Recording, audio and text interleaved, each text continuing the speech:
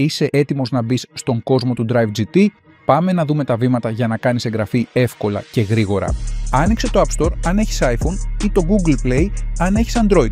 Βρες το Drive GT και πάτα λήψη. Μόλις κατέβει, μπες στην εφαρμογή και πάτα Allow για να μην χάνεις καμία ειδοποίηση. Πάτα γίνε μέλος.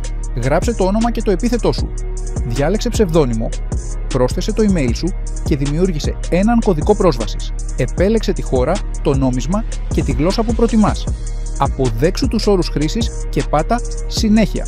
Ώρα να επιβεβαιώσουμε το email σου. Τσέκαρε το inbox σου όπου θα βρεις έναν 5ψήφιο κωδικό. Βάλε τον κωδικό στο λευκό κουτάκι και πάτα επιβεβαίωση. Ο λογαριασμός σου είναι έτοιμος. Σειρά έχει η φωτογραφία προφίλ σου.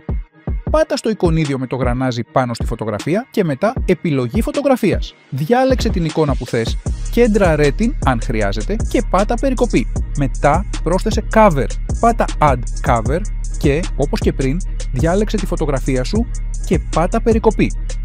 Τώρα είναι η στιγμή να γράψεις ένα μικρό bio που θα σε συστήσει στους άλλους χρήστες του Drive GT. Όταν είσαι έτοιμος, πάτα αποθήκευση. Τέλος, πρόσθεσε το αυτοκίνητό σου. Πάτα, πρόσθεσε ένα αυτοκίνητο και επέλεξε μάρκα, μοντέλο, γενιά, σειρά και έκδοση του αμαξιού σου. Διάλεξε αν είσαι τωρινός ή πρώην κάτοχος, αν είναι μελλοντική αγορά ή αν ψάχνεις. Πρόσθεσε πληροφορίες όπως την χώρα έκδοσης της πινακίδας, χρονολογία, αξία, χιλιόμετρα και χρώμα και πάτα συνέχεια. Αν θέλεις, μπορείς να προσθέσεις τις βελτιώσεις και τους χρόνους σου. Πρόσθεσε τουλάχιστον μία φωτογραφία του αυτοκινήτου σου. Πάτα στην κεντρική φωτογραφία, έπειτα στον πορτοκαλί σταυρό και διάλεξε την αγαπημένη σου εικόνα. Κέντραρέ την και πάτα αποθήκευση. Μπορείς να ανεβάσεις έως και 30 φωτογραφίες. Πάτα συνέχεια.